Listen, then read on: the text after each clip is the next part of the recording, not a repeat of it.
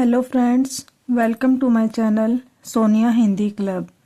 PYQ series को आगे बढ़ाते हुए आज हम बात करते हैं आदिकाल।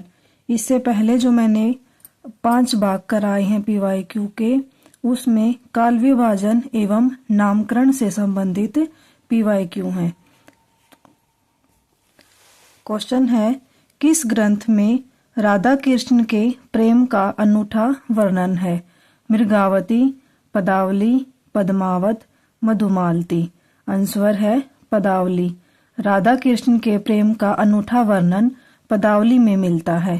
पदावली की रचना विद्यापति ने मैथिली में की है। निराला ने पदावली के श्रृंगारिक पदों की मादकता को नागिन की लहर कहा है, जबकि मृगावती कुतुब्बन की तथा पद्मावत जायसी की और मधुमालती मंजन की रचना है। बिसल देव रासो की नायिका का नाम उल्लेख कीजिए। पद्मावती, राजमती, इंद्राणी, कमला। आंसर है राजमती। बिसलदेव रासो की नायिका राजमती है। यह नरपति नाल की रचना है। यह वीर गीत काव्य है। कैसा काव्य है? वीर गीत। इसकी कथा 4 खंडों में है, जिसके प्रथम खंड में राजमती एवं बिसलदेव का विवाह, द्वितीय खंड में बिसलदेव का राजमती से रूठकर उड़ीसा प्रस्थान, तृतीय खंड में राजमती का विरह वर्णन एवं चतुर्थ खंड में बिसलदेव द्वारा राजमती को उसके पिता के घर से वापस लाने की कथा वर्णित है। पद्मावती मलिक मोहम्मद जायसी कृत पद्मावत की स्त्री पात्र है। क्वेश्चन नंबर 3, चर्यापद के रचयिता हैं सरहपा, शबरपा, लुइपा, कुकुरिपा। आंसर है शबरपा। चर्यापद के रचयिता शबरपा है। चर्यापद के एक प्रकार का गीत है जो सामान्यतः अनुष्ठानों के समय गाया जाता है। चर्यापद संध्या भाषा के दृष्टकूट में लिखी गई है, जिनके दोहरे अर्थ होते हैं, जबकि दोहा कोश सरहपा द्वारा रचित ग्रंथ है। आगे है, पीऊ चितोड़ न आवेयू, सावन पहिली तेज, जोवे बाट बिराहिनी, खिण खिण अणवई खीज। संदेशो पिण साहिबा, पाछो फ्रिय न दे, पंछी घाल्या पिंजरे, छोटन रो संदे। उक्त पंक्तियां किस रचना की है? करंक चरियू, खुमान रासो, डोला मारूरा दूहा, पद्मावत। आंसर हो जाएगा खुमान रासो। पीऊ चितोड़ आवेयू, सावन पहली तेज, छोटन रो संदे। उक्त पंक्तियां खुमान रासो की हैं।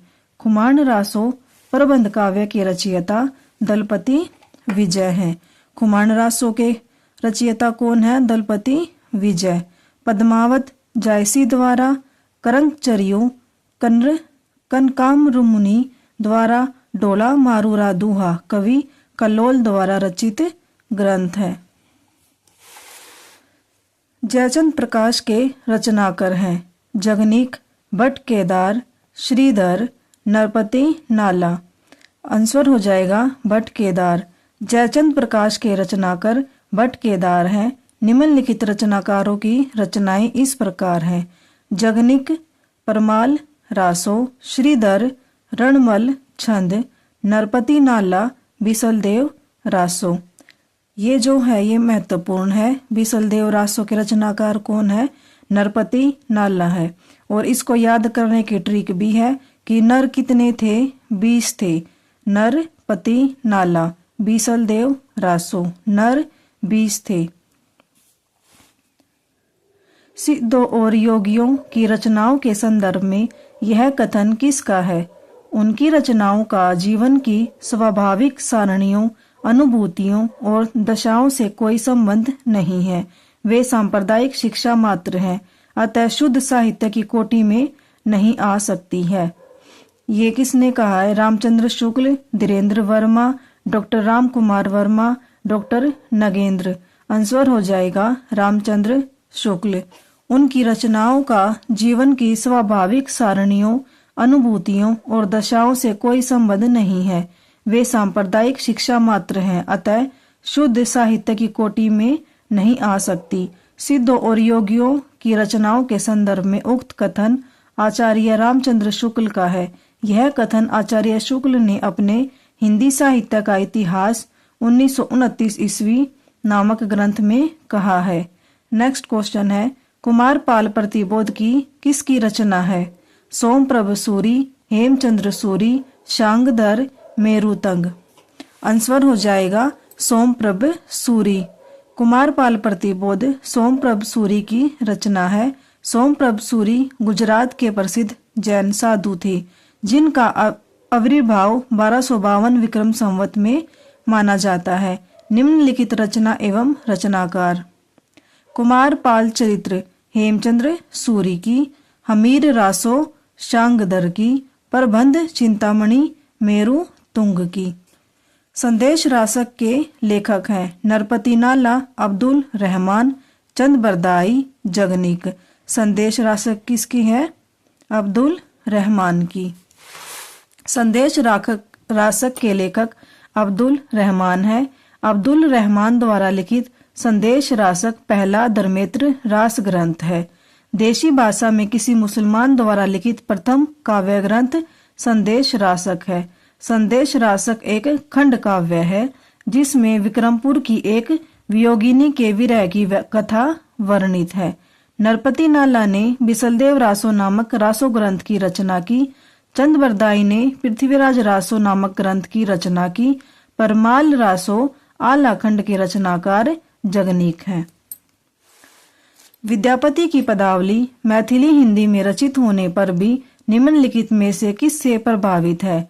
बंगला, मराठी, बिहारी, उड़िया। आंसर हो जाएगा बंगला। विद्यापति की पदावली मैथिली हिंदी में रचित होने पर भी बंगला भाषा से प्रभावित है। विद्यापति शैव संप्रदाय के कवि थे, इम्पोर्टेंट है ये। भाषा की दृष्टि से विद्यापति द्वारा रचित ग्रंथ निम्न है। संस्कृत में है शैव स्रवसार, गंगा वाक्यावली, भू परिक्रमा, दान वाक्यावली, विभाग सार, लिखनावली, दुर्गा भक्त तरंगिणी। आवहट में है कीर्ति लता, कीर्ति पताका। मैथिली में है पदावली और गोरक्ष विजय।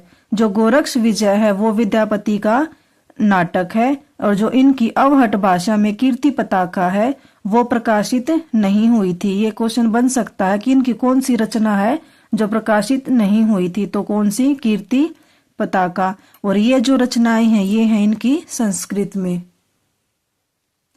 विद्यापति की जो संस्कृत में रचना है उसकी एक ट्रिक है, अगर आपको अच्छी लगे तो आप हेल्प ले सकते हैं। ट्रिक है शिव गंगा के साथ जाकर दुर्गा की परिक्रमा की, फिर विभाग में दान लिखवाया। शिव से हो जाएगा शैव स्रवसव सार, गंगा से हो जाएगा गंगा वाक्यावली, दुर्गा से हो जाएगा दुर्गा भक्त तरंगिणी, परिक्रमा से हो जाएगा भू परिक्रमा, विभाग से हो जाएगा विभाग सार। आगे बच्चन सिंह ने विद्यापति को जातीय कवि कहा है। हजारी प्रसाद द्विवेदी ने विद्यापति को श्रृंगार रस के सिद्ध वाक कवि कहा है। विद्यापति कृत कीर्तिलता की रचना ब्रंग ब्रंगी संवाद के रूप में हुई है। जो एस्टेट का PYQ अगर हम देखते हैं तो उसमें एक बार कबीर जी से रिलेटेड ऐसे ही कथन आए थे कि भाई कबीर के बारे में किसने क्या कहा है, कौन सा कथन ठीक है और कौन सा गलत है। तो इस तरह से हो सकता है आगे विद्यापति के बारे में भी आ जाए, तो हमें ये जो पॉइंट है ये भी ध्यान में रखने होंगे। क्या? बच्चन सिंह ने विद्यापति को जातीय कवि कहा है। हजारी प्रसाद द्विवेदी ने विद्यापति को श्रृंगार रस के सिद्ध वाक कवि कहा है। विद्यापति कृत कीर्ति लता की रचना ब्रंग ब्रंगी संवाद के रूप में हुई है। नेक्स्ट क्वेश्चन है, भला हुआ जो मारिया बहिणी हमारा कंतु, लंजे जो तू वैसियु जय भग्या गरु एंतु। ये प्रसिद्ध पंक्तियां इनमें से किस कवि की हैं? शांगधर, सोमप्रभ सूरी, कणहप्पा, हेमचंद्र। किसकी है? हेमचंद्र जी की। हेमचंद्र गुजरात के सोलंकी राजा सिद्धराज जयसिंह और उनके भतीजे कुमारपाल के राज दरबार में रहते थे। हेमचंद्र प्रसिद्ध जैन आचार्य थे और इनके व्याकरण ग्रंथ का नाम सिद्ध हेमचंद्र शब्दानुशासन है। बहुत ही महत्वपूर्ण है ये भी। हेमचंद्र का यह व्याकरण सिद्ध हेम नाम से प्रसिद्ध हुआ है। इसमें क्वेश्चन ऐसे भी आ जाता है कि जो यह सिद्ध हेमचंद्र शब्दानुशासन है ये किसकी रचना है। साथ ही कभी ये भी पूछ लेते हैं कि ऑप्शन दे देंगे, उनमें से एक ऑप्शन होगा ये, और ये पूछेंगे कि इनमें से कौन सा व्याकरण ग्रंथ है। सिद्ध हेम में संस्कृत, प्राकृत और अपभ्रंश तीनों का समावेश किया गया है। हेमचंद्र को प्राकृत का पाणिनि माना जाता है। इम्पोर्टेंट पॉइंट है ये। कुमारपाल चरित्र, योग शास्त्र, प्राकृत व्याकरण, देशी नाममाला कोश तथा छंदोनुशासन हेमचंद्र की महत्वपूर्ण रचनाएं हैं। शांगदरकृत शांगदर पद्धति संस्कृत भाषा में लिखा गया एक पदकोश है। सोमप्रभ सूरी ने कुमारपाल प्रतिबोध नामक एक गद्य पद में संस्कृत प्राकृत काव्य लिखा। कणहप्पा 84 सिद्धों में सर्वश्रेष्ठ विद्वान तथा सबसे बड़े कवि थे। ये भी महत्वपूर्ण है कि जो सिद्धों में सर्वश्रेष्ठ कौन थे, तो कणहप्पा थे। कणहप्पा के गुरु का नाम जालंधरपा था। ये बिहार के सोमपुरी नामक स्थान पर रहते थे। जो ये पॉइंट है, सिद्ध हेम में संस्कृत, प्राकृत और अपभ्रंश तीनों का समावेश किया गया है। इसके लिए आप एक शॉर्ट ट्रिक्स ये बना सकते हैं, PAS पास, यानी कि जो सिद्ध हेम है, जो इनकी सिद्ध हेमचंद्र शब्दानुशासन रचना है, उसमें किन किन का समावेश है। तो P से हो जाएगा प्राकृत, A से हो जाएगा अपभ्रंश और S से हो जाएगा संस्कृत। आप अपने तरीके से भी याद कर सकते हैं। नेक्स्ट क्वेश्चन, आदिकाल को चारण काल इनमें से किस साहित्य इतिहास के लेखक ने कहा? शिवसिंह सेंगर, मिश्र बंधु, रामकुमार वर्मा, डॉक्टर मोहन अवस्थी। आदिकाल को चारण काल एक तो कहा था जॉर्ज ग्रियर्सन ने और एक रामकुमार वर्मा ने। इन्होंने चारण काल के साथ साथ संधि काल भी कहा था। तो आंसर इसमें ग्रियर्सन तो दे नहीं रखा, आंसर क्या हो जाएगा? रामकुमार वर्मा। आदिकाल को चारण काल डॉक्टर रामकुमार वर्मा ने कहा है। डॉक्टर रामकुमार वर्मा ने हिंदी साहित्य का आलोचनात्मक इतिहास 1938 ईस्वी नामक इतिहास ग्रंथ लिखा। डॉक्टर रामकुमार वर्मा ने आदिकाल को संधि एवं चारण काल कहा है। ये जो इनके नामकरण है, पिछले जो वीडियो में मैंने आपको इसकी ट्रिक बता रखी है कि भी आप किस तरह से याद कर सकते हैं, तो पहले प्लीज उसको जरूर देख लेना। डॉक्टर मोहन अवस्थी ने आदिकाल को आधार काल कहा। साथ ही साथ जो सुमन राजे हैं उन्होंने भी आदिकाल को आधार काल कहा है। शिवसिंह सेंगर ने शिवसिंह सरोज 1883 ईस्वी नामक इतिहास ग्रंथ लिखा। आदिकाल का नामकरण चारण काल डॉक्टर ग्रियर्सन, आरंभिक काल मिश्र बंधु, बीज वपन काल महावीर प्रसाद द्विवेदी, वीर गाथा काल आचार्य रामचंद्र शुक्ल, आदि काल हजारी प्रसाद द्विवेदी, सिद्ध सामंत काल राहुल सांकृत्यायन। नेक्स्ट क्वेश्चन है, अमीर खुसरो हिंदी साहित्य के किस काल से संबंधित कवि हैं? आधुनिक काल, रीतिकाल, आदिकाल, भक्ति काल। आंसर हो जाएगा आदिकाल। अमीर खुसरो हिंदी साहित्य के आदिकाल से संबंधित कवि हैं। अमीर खुसरो 1253 से 1325 ईस्वी का वास्तविक नाम है अबुल हसन। इनकी जो ये डेट ऑफ बर्थ है ये भी आपको याद रखनी है। क्या है? 1253 ईस्वी से 1325 ईस्वी। अभी आपने पीछे DSSB का TGT PGT का एग्जाम देखा होगा, तो अब की बार उन्होंने भी ये जो डेट है ये पूछ रखी है एग्जाम में, लेकिन किन की पूछी है? जो कि फेमस हैं, जो कि प्रवक्तक हैं किसी भी काल के, उनकी तो हमें ये याद रखनी होंगी। अमीर खुसरो निजामुद्दीन औलिया के शिष्य थे, ये भी महत्वपूर्ण है। अमीर खुसरो को खड़ी बोली हिंदी का आदि कवि कहा जाता है। खुसरो ने दिल्ली के सिंहासन पर 11 राजाओं का आरोहण देखा था। डॉक्टर ईश्वरी प्रसाद ने अमीर खुसरो को महाकवि या कवियों में राजकुमार की संज्ञा दी। विद्वानों ने अमीर खुसरो द्वारा रचित ग्रंथों की संख्या 100 बताई है। इनके प्रमुख ग्रंथ निम्नलिखित हैं: खालिक बारी, पहेलियां, मुकरियां, दो सुखने, गजल आदि। नेक्स्ट क्वेश्चन है, दान वाक्यावली के रचनाकार हैं विद्यापति, भूषण, जयदेव, पद्माकर। मैंने ट्रिक बताई थी आपको, उससे आपको हेल्प मिल सकती है। दान वाक्यावली दान किसने किया था? विद्यापति ने। वो जो शिव और गंगा घूमने गए थे तो उन्होंने तब अपना दान लिखवाया था भू परिक्रमा करके। इस तरह से आप स्टोरी वाइज कर सकते हैं। तो विद्यापति की दान वाक्यावली किसकी है? विद्यापति की। दान वाक्यावली के रचनाकार विद्यापति हैं। विद्यापति के गुरु का नाम पंडित हरि मिश्र था तथा ये बिहार प्रांत के दरभंगा जिले के विपसी नामक गांव में रहते थे। विद्यापति तिरुहत के राजा शिव सिंह और कीर्ति सिंह के राज दरबारी कवि थे। विद्यापति द्वारा रचित दान वाक्यावली एक संस्कृत ग्रंथ है जिसमें इन्होंने राजा शिव सिंह की वीरता एवं उदारता का चित्रण किया है। विद्यापति के अन्य संस्कृत ग्रंथ निम्न है: शैव स्रव संसार और गंगा वाक्यावली। विद्यापति ने मैथिली भाषा में पदावली, गोरक्ष विजय जो इनका नाटक था की रचना की है। कीर्ति लता, कीर्ति पताका अवहट भाषा में रचित विद्यापति की प्रमुख रचनाएं हैं। डॉक्टर बच्चन सिंह ने विद्यापति को जातीय कवि कहा है। सूर्यकांत त्रिपाठी निराला ने पदावली के श्रृंगारिक पदों की मादकता को नागिन की लहर कहा है।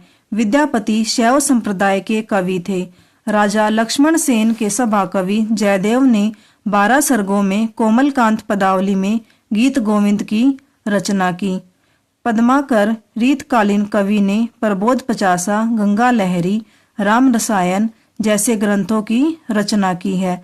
भूषण ने शिवराज भूषण, शिवा बावनी, छत्रसाल दशक जैसे प्रसिद्ध ग्रंथों की रचना की है। नेक्स्ट क्वेश्चन है, विद्यापति को कृष्ण भक्तों की परंपरा में न समझना चाहिए, यह इनमें से किसका कथन है? हजारी प्रसाद द्विवेदी, रामचंद्र शुक्ल, राम कुमार वर्मा, बच्चन सिंह। आंसर हो जाएगा रामचंद्र शुक्ल। विद्यापति को कृष्ण भक्तों की परंपरा में न समझना चाहिए कथन रामचंद्र शुक्ल का है। आचार्य शुक्ल कहते हैं, आध्यात्मिक रंग के चश्मे आजकल बहुत सस्ते हो गए हैं। उन्हें चढ़ाकर जैसे कुछ लोगों ने गीत गोविंद को आध्यात्मिक संकेत बताया है, वैसे ही विद्यापति के इन पदों को भी। ये किसने कहा है? शुक्ल जी ने। बच्चन सिंह ने विद्यापति को जातीय कवि कहा है। निराला ने पदावली के श्रृंगारिक पदों की मादकता को नागिन की लहर कहा है। महा उपाध्याय हर प्रसाद शास्त्री विद्यापति को पंचदेव उपासक स्वीकार किया है। हजारी प्रसाद द्विवेदी ने विद्यापति को श्रृंगार रस के सिद्धवाक कवि कहा है। नेक्स्ट क्वेश्चन है, आदिकाल के अंतर्गत सरहपा, लुईपा आदि कवि किस साहित्य से संबंध है? रासो साहित्य, जैन साहित्य, सिद्ध साहित्य, लौकिक साहित्य। आंसर हो जाएगा सिद्ध साहित्य।